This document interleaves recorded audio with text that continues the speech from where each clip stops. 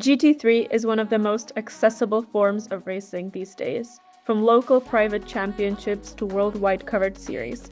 It offers technical consistency, a large variety of manufacturers, and world-class drivers, often sharing the wheel with beginners or amateurs. My name is Tereza. And I'm Sebi. And this is the Everything Endurance Racing podcast.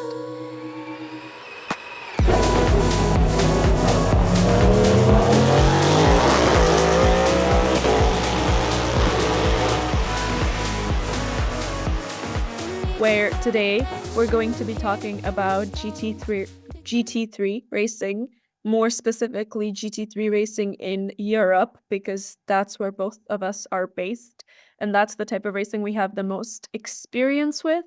We are going to draw a few distinctions between maybe European racing and world racing in terms of GT3 and the regions and stuff, but mainly this is going to be just about the races in Europe and the ones we have attended and so on.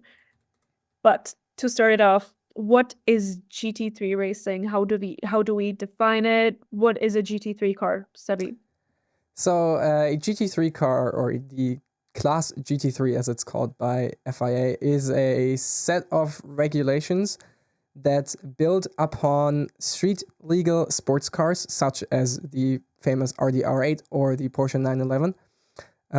They are designed to look basically like their street counterparts and also share a lot of their components such as engine and chassis and suspension with their road-going cousins.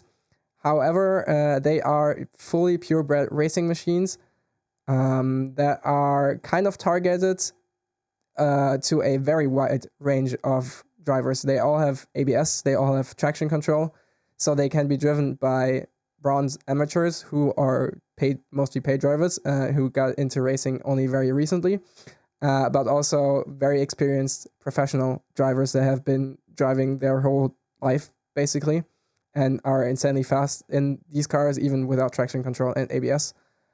What makes GT3 cars cool is that they have a very strict balance of performance that is aimed to make racing more or less close, depending on who you ask, which the main ways to adjust the car's performance are with minimum weight, engine restrictor plates for naturally aspirated cars, and the amount of boost pressure that they can make at a certain RPM range.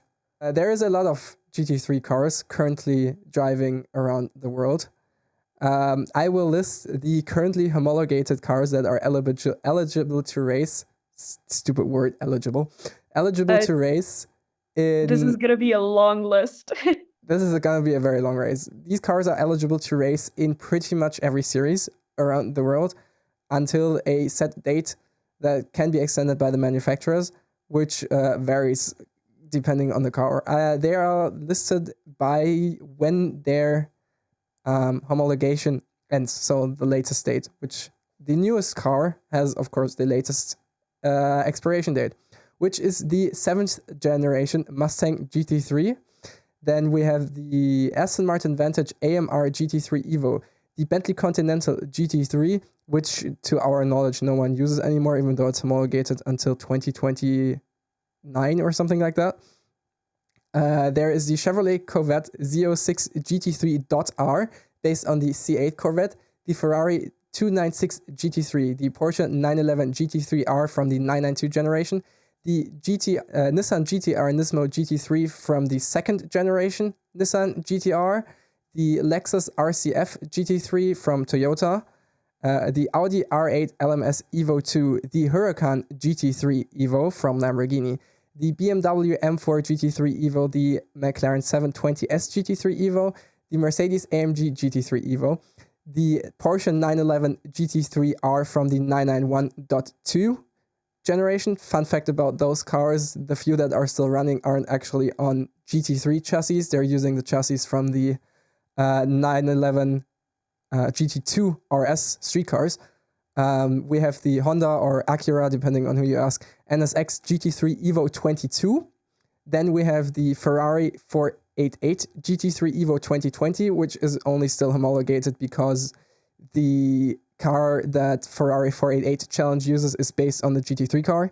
Then we have the so-called Callaway Corvette C7 GT3R from the C7 generation of Corvettes, which was basically a private entry together with Chevrolet, but kind of not together with Chevrolet. A weird story, it's still homologated for some reason. Then there is the Nissan GT-R Nismo GT3 from the first generation GT-R, the 911 GT3R from the 991.1 generation, so the oldest car is also still homologated until the end of this year, which is a car which turns, I think, 10 years old or something like that this year. That's the That's full list. That's a crazy list. So I think one of the most important things to mention with this list is that not all of these cars always race in the same championship. There can be one or multiple, depending on the championship rules. Usually there's not really a limit to how many entries per manufacturer there can be, unless it's the World Endurance Championship, but we're going to get to that. Um, there's a different mix of those GT3 race cars. Uh, Usually depending on where the manufacturer is from, but not so much anymore. For example, we until now we had less of the Lexus cars racing in Europe. We still do. There's more in the Asian championships, kind of as one would expect. The Nissan GT3, the Nissan GT-R is also very rare across Europe. I think there was one racing in NLS and the 24 Hour of Nürburgring a few years ago, but usually we rarely see the GT-R here in Europe. Exactly. But if you were supposed to choose one of those GT3s, that is your absolute favorite in terms of anything. Which one is your favorite and why is it your favorite?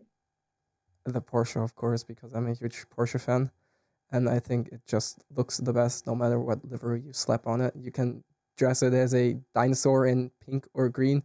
You can slap crazy neon colors on it. It looks great. It's insanely fast, and in my opinion, it sounds the best because I'm a very big fan of the flat six engine. But I also very much like the Lamborghini, not the Lamborghini, the Ford Mustang GT3 because it's insanely loud. It screams America, as it should. Um, yeah, and I also like the Corvette, but I wish we had more of them or any at all in European championships. They're very rare here and usually mostly race at WEC. However, this year we have Corvette entries in the GT Roll We Challenge do. in Europe. So we're gonna see Corvettes. But I think if I had to choose one, uh GT3 that is my absolute favorite, it would be the Mercedes AMG GT3 Evo. Also very biased. I'm a big Mercedes fan, but mainly due to the fact that I spent a lot of time with Mercedes teams when I first started kind of getting into GT3 racing, attending races, so, being trackside and stuff. And I love how it looks. It's based on the AMG GT, and the Black Series is one of my absolute favorite cars, road cars ever, and a dream car if, one day I have the budget. So also very biased. Although, fun fact about the Mercedes AMG GT3, while it looks like the road going AMG GT, technically or technologically, it's closer to its predecessor, the SLS, Yep. because the GT3, AMG GT3 still uses the naturally aspirated V8, because at the time, the AMG GT3 was designed, turbo engines in GT3 racing weren't really a thing yet. So that's why they used the SLS engine and not the actual V8 turbo that's in the street car. Yep. But physically it looks like the street car. But this is Yep. also a very, very cool fact to add. But So there's like I a think huge bonnet, and then there's like the engine, which is all the way in the back of that engine because there's no turbos in front of it. it almost looks like a Batmobile It if you does. look at it from the Yep. sideways. It's so cool. It's so long. Well, now let's move on to the championships in Europe mainly. that actually race these cars. Because as I've mentioned in the introduction, GT3 is very accessible these days. In no means saying that it's like really cheap, that it's like going and buying bread in the supermarket. Obviously, there are cheaper racing options, but GT3 is like, I think, a safe way to play it these days. If you have a GT3 team, you can enter it pretty much anywhere. If you have a GT3 car, build a team around it. You can enter it in so many different championships and one-off races. So let's go and cover some of the championships in Europe that have a GT3 category or are GT3 based. And I'm gonna start with one that only has 3 races in Europe. We already covered this championship. It's the World Endurance Championship. So make sure to listen to the podcast episode about that to learn more about it. But it basically has 2 categories, the hypercars that we have talked about a lot in previous episodes, and the GT3 category, which has a limit on entries, and that is 2 GT3 cars per manufacturer. And they have 3 races in Europe: the 6 hours of Imola in Italy, the 6 hours of Spa in Belgium, and the 24 hours of Le Mans, which allows some extra entries as well. And yeah, some of them are factory supported, though they really do try and make it as factory as possible, but that often is not the case, usually not at all. Yep, they're basically listed as um, customer racing teams. For example, the 2 Porsches in WEC are entered by Manthey, and they're called Manthey Racing Porsche, or I don't know, whatever marketing name they have now with Iron Dames and everything. But they're not a Porsche factory. They don't scream like Porsche. They're Manthey, and they have Manthey sponsors, and it's the same for every other car as well. Yes, and mentioning the Iron Dames, I'm just going to quickly talk about that because that's very much a project I'm passionate about. The Iron Dames is a full female team racing with the Porsche GT3, as you have just mentioned. And it's 3 girls. They rotate. There's different like set of girls in each championship, because they race in more than just WEC. And they have hot pink race suits, and the Porsche is painted hot pink. And it's very much a girly girl team, but what I really like about it is not only that they promote women in motorsport, but they also show up and they beat the male drivers that they're racing against. Just yesterday, it was the first race of the European Le Mans series, a series that we're gonna get to in a second, and they have won in the GT3 category. There were no other females racing in the GT3 category, and they just showed up, and the hot pink Porsche won, which I think is like insanely cool that we see these women racing against men and actually managing to beat their ass. And fun fact about Iron Dames is they not only support girls in motorsports, they also have an equestrian program, um, which is also a very cool project. And they sometimes do crossovers between the racing drivers and the equestrian teams. And it's very cool to see that they not only focus on like a lot of horsepowers, but also on like a few horsepowers. Yeah, that's super cool. They also support Dorian Fun in F1 Academy. They have a rally car. They do so much. They have They have karting, karting, racing yeah. karting. Yeah, but initially it started as this one GT3 entry back in the day with like a Ferrari, was it? And they did a lot of that. And now it's grown into this big project, and they're doing a lot of really cool marketing, and they have merch, and it's so cool to see as well at races that even men walk around with these hot pink t-shirts supporting the Iron Dames, and everyone loves them. So I think that's a really, really important thing to mention. Now, moving on to the European Le Mans Damn, they series. have Vanina X in their team. I think she's related to the famous Jackie X, by the way. Just Yes, Vanina X is that's cool. she's Jackie X's daughter. She's That's 50 and amazing. She returned to racing this year, and she's with Marta Garcia in Le Mans Cup. Unfortunately, they had a big accident on Saturday, and Marta Garcia got basically she got hit from behind, and she crashed, and her car caught on fire just minutes after Vanina X gave her the car. So unfortunately, not that good of a result for them in the first race of Le Mans Cup, which is like a support series for the European Le Mans series, which we're gonna get to now, as I have tried to get to. And yeah, Marta Garcia is okay. She posted it on her social media, and they're both gonna be back for the next race. But Probably with a new car. European Le Mans series, lock in, tell us. European Le Mans Series is the kind of entry level, or not really entry level, a support series or feeder series of WEC. GT3 is also the lowest class within ELMS. It is as the name suggests, it's the European Le Mans Series, a championship that is only running in Europe. And it is very affordable for teams to enter this championship. It's not only affordable for the teams, it's also very affordable for the fans. Indeed, it If is.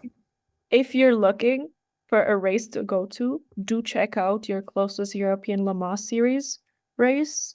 There's a few of them in 2025. The 4 Hours of Barcelona just happened last weekend, but we have 5 races to go, all of them 4 hours.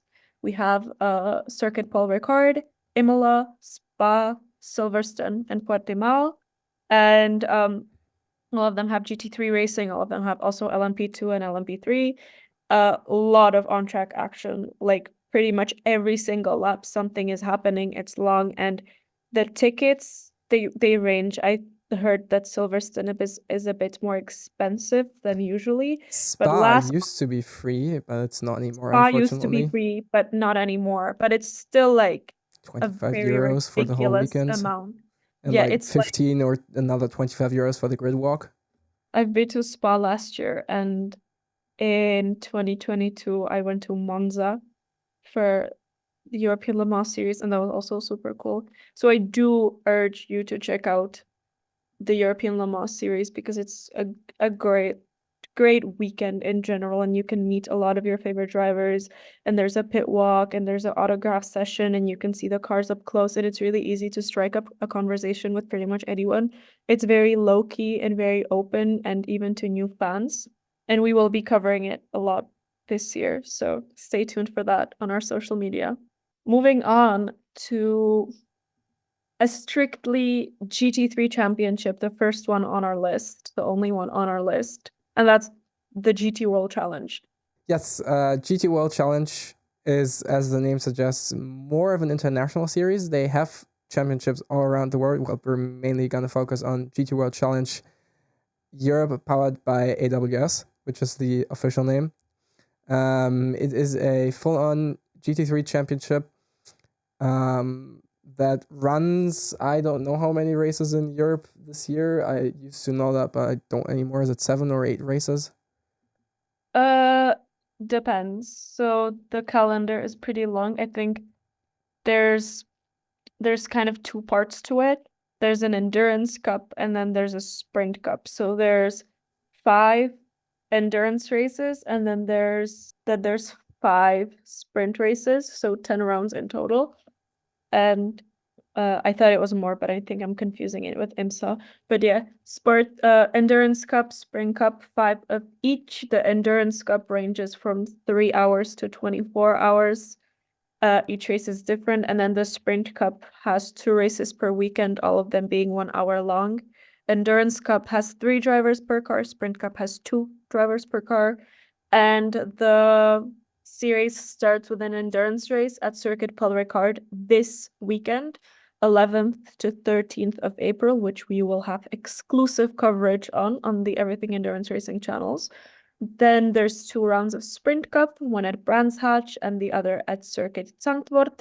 Then 2 rounds of Endurance Cup, first at Monza in June and May on the last weekend.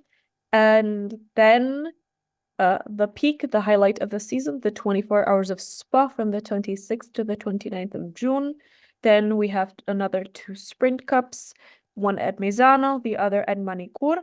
Then an endurance race at Nürburgring, followed by a sprint race at Circuit de Ricardo Tormo, which is in Valencia.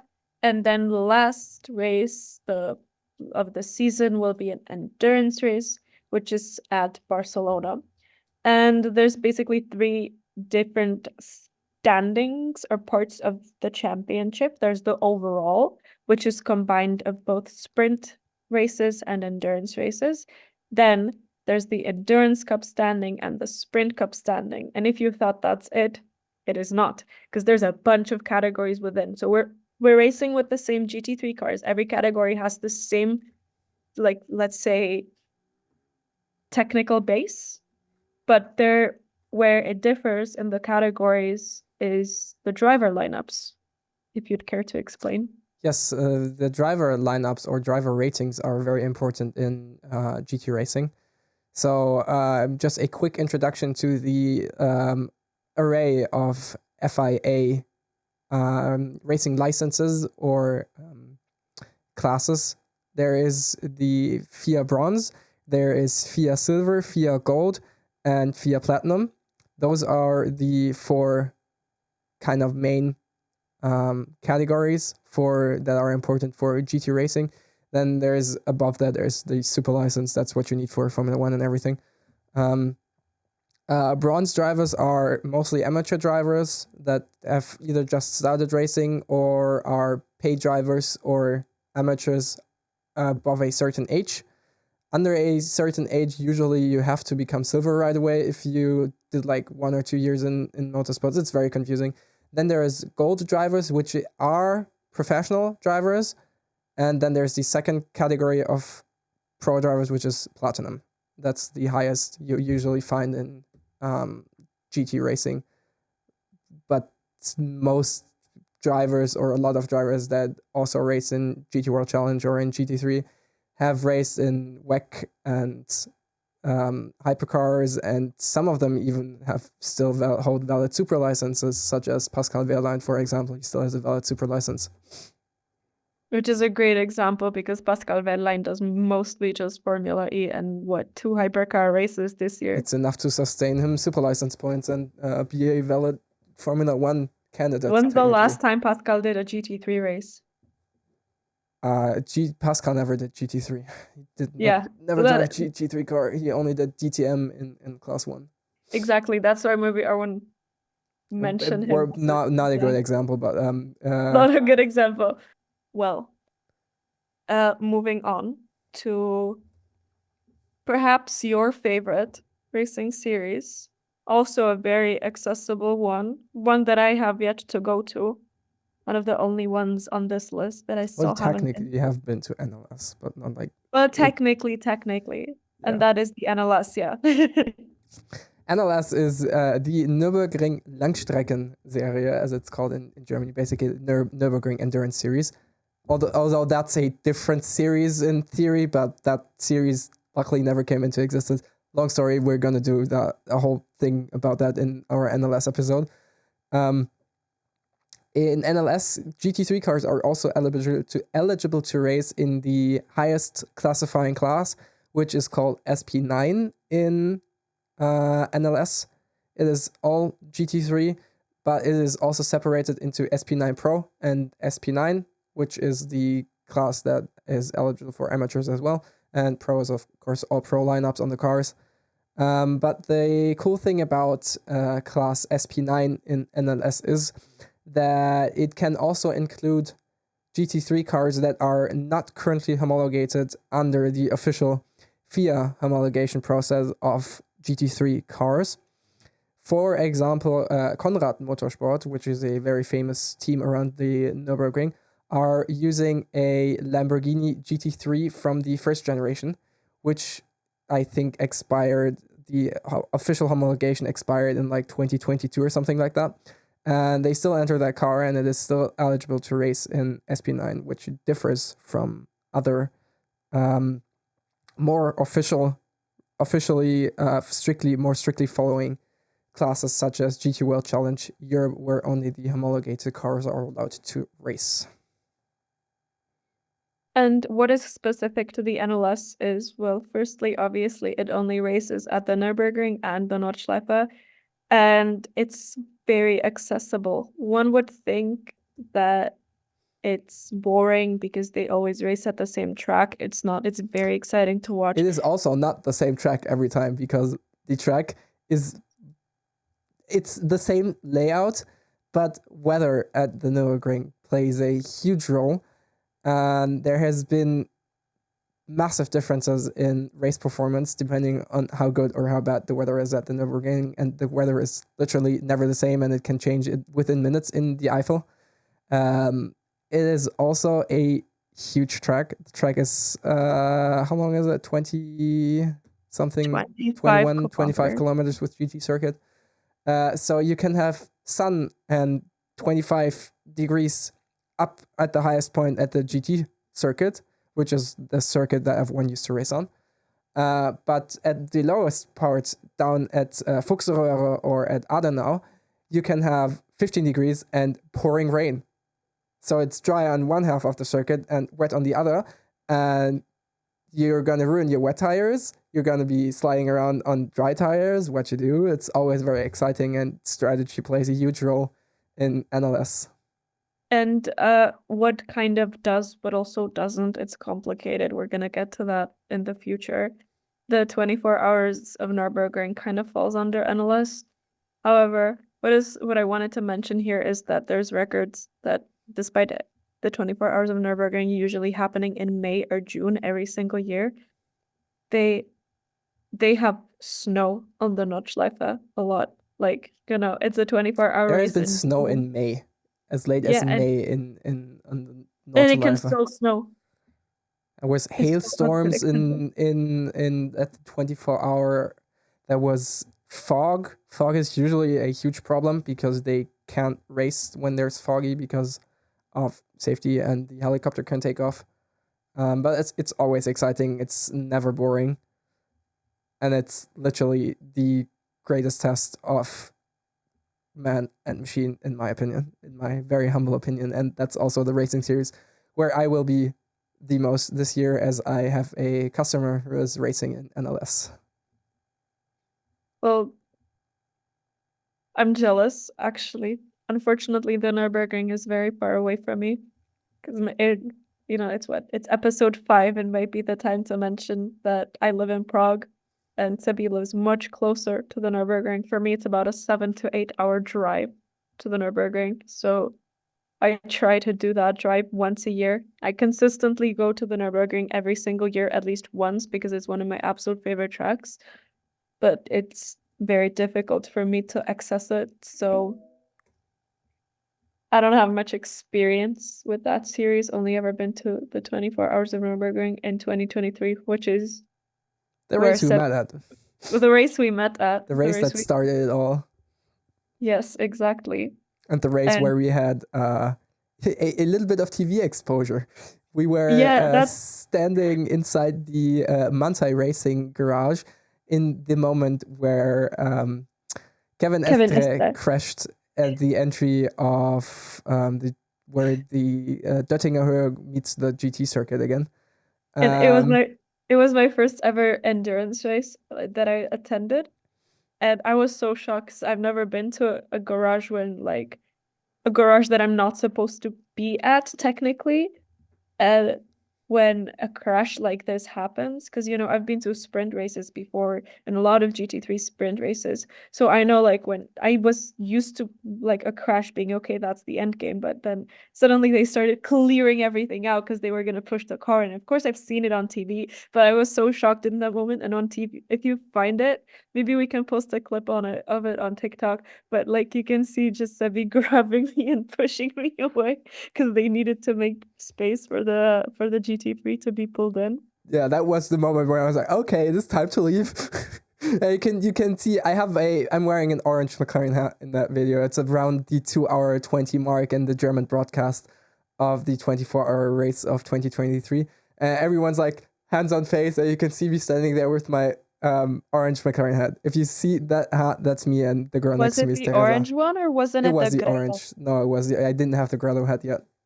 Oh, okay, okay. Only Well, Gattigarello had in at was it last year or the year before at DTM in okay. Nürnberg. Well, DTM is also a really nice race to go to. I would definitely recommend. DTM is also GT3 these days. It's not endurance, but it's one-off races, like 1 hour races, 1 hour sprints, one driver per car. And All a lot of pro all pro, yes, mostly. They're all at mostly. least gold. Yeah. And I would recommend that as well, especially if you're in the similar region as I am. It's really close by. There's a race at Oschersleben, which is about 3 hours from Prague. Lausitzring, about an hour and a half away from Prague. Sachsenring, about 2 hours. Norisring, that's about 3.5 hours. It's all very close by and a great race.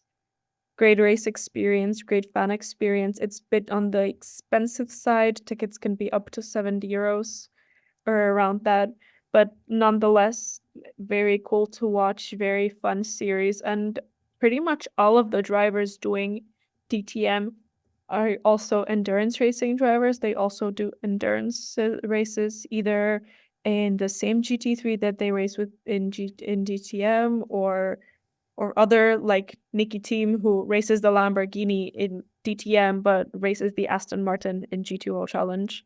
The Danish Viking. Yeah, Rumzais. Um, yeah, and also in all of these series that we have mentioned, it's so easy to just bump into your favorite driver. Like the amount of times I bumped into a driver on my way to the bathroom is absolutely insane. Yeah, they run around the track all the time, and because the paddocks are usually very open, except for WEC, but that's a different story. Yeah, you can bump around them, you can walk around the trailers, you can, if you're nice, even get an autograph outside of the autographing sessions, but usually they're pretty short on time other than that. Um, But it's also very accessible in terms of you can talk to the teams yep. and to people from the team. And if you're nice and if you're humble, remember to be humble, they sometimes take you to the garage and show you the car, which is ultimately, in my humble opinion, way cooler than chatting up with your favorite drivers, because don't meet your heroes, as they say. But You can also, yeah. if you're very nice and have talked to that team a lot or worked with them before, they let you sit inside the car. 10 out of 10, do not recommend you will never get out of the car again without looking like a complete fool. Because they're so low to the ground, it's so hard to get in and out of. I'm jealous because Drivers make it look very elegant. I'm jealous because I got offered that once with a GT3 Mercedes, but I couldn't because I was on crutches and I was scared and I couldn't, put weight on my right leg. And I was scared that if I sit into the GT3 car, I'm never gonna get out because I couldn't use my right leg. So I passed up on that opportunity. So hopefully, I if only one got to sit in a GT4 Porsche, which was also very cool, but it's just as low as the GT3 Porsche. one day. And lastly, two championships that deserve a brief mention is the 24-hour series and GT Open.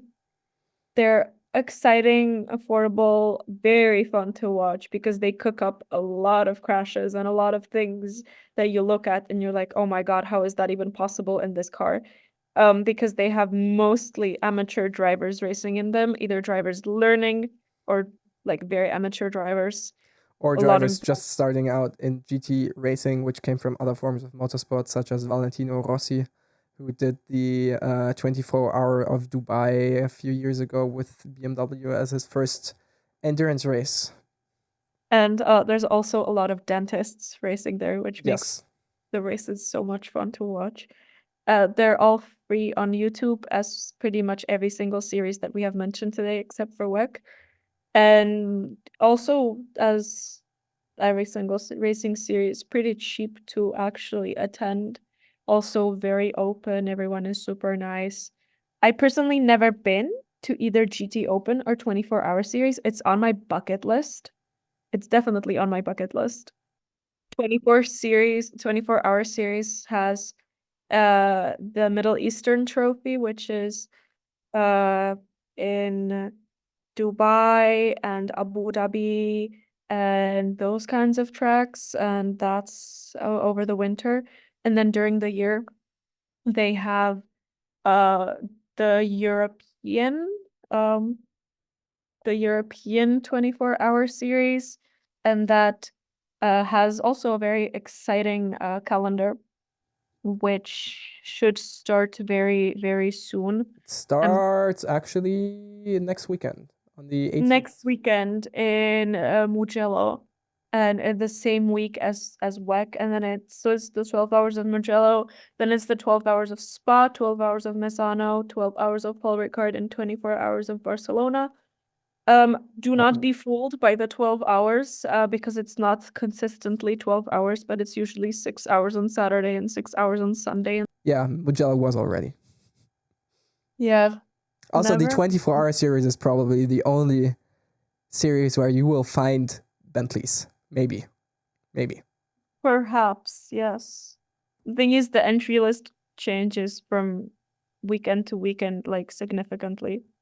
So, Yeah, lots of teams just do that as filler series if they have capacity and like drivers that are paying to do that. That is fun. Dentist racing is always fun because there's always chaos guaranteed. and you have a lot of dentists in the European Le Mans series as well. So definitely recommend watching that. Even if you don't attend trackside, just like watch it on YouTube. It doesn't take that much time, or like it does, but it doesn't take much effort. And yeah, I think on that note, we're going to end this episode here about European GT3 racing. We've got a lot more coming. This was a first kind of taste, a little glimpse into a very, very affordable and very global form of racing that a lot of endurance drivers do. Most endurance drivers do GT3, even if they're just hypercar. Even if they do hypercars, they still do a lot of GT3.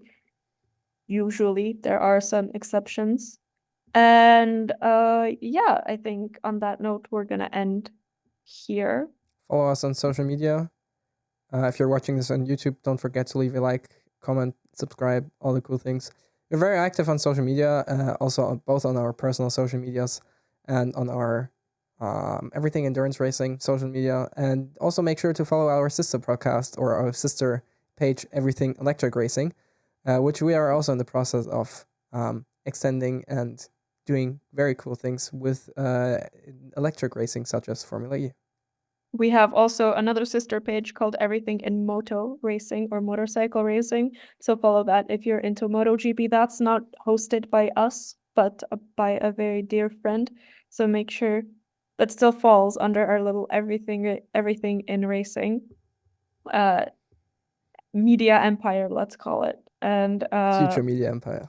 Future Media Empire. Make sure to follow all of that. Check it out. Let's learn about motorsport together.